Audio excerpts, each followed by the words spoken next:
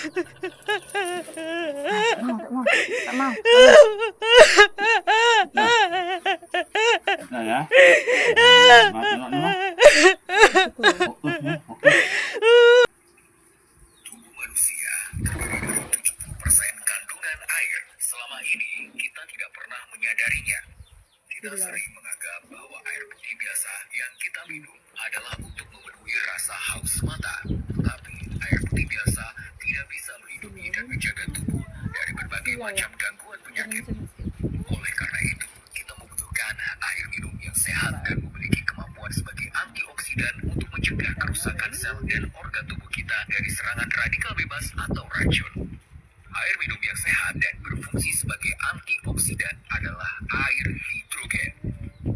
Karena mengandung unsur hidrogen yang dikenal secara klinis sangat baik dalam menunjang kesehatan tubuh manusia.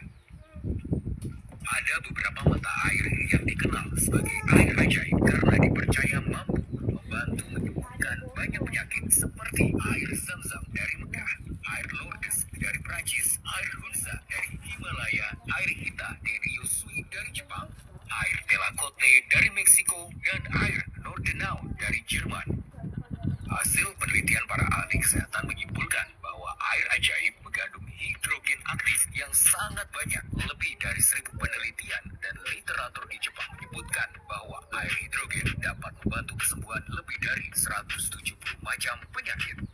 Pendapat pakar internasional tentang air hidrogen. Pertama, Profesor Dr. Shigo Ohta dari Jepang mengatakan dengan asupan 2% hidrogen dapat mengurangi radikal bebas atau racun dalam tubuh dan bermanfaat untuk kesehatan tubuh manusia. Yang kedua, Dr. Kim Yong-kui, ilmuwan dan peneliti dari Korea Selatan, mengatakan air ajaib dari Mekah dan Lourdes memiliki kandungan hidrogen aktif yang sangat tinggi dibandingkan dengan air biasa, sehingga dapat memperbaiki kerusakan sel yang disebabkan oleh radikal bebas. Air hidrogen merupakan super antioksidan yang mampu melawan radikal bebas. Ada beberapa radikal yang merosakkan sel-sel dan organ badan kita, punca penyakit, iaitu yang pertama adalah gula.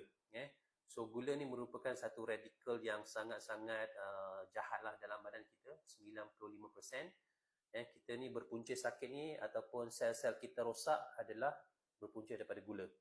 So yang kedua adalah kita punya makanan lah. So bahan-bahan makanan kita ni semua ada bahan pengawet. Tak kisahlah ayam ke, daging ke, sayur ke, buah-buahan ke, apa saja, rempah ke, kicap ke, semua ada bahan pengawet dan itulah punca dan salah satu radikal yang jahat yang merosakkan sel-sel dan menyebabkan kita sakit.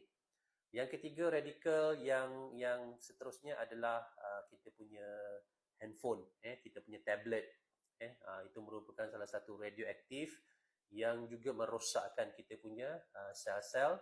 Dan juga yang seterusnya adalah ubat-ubatan.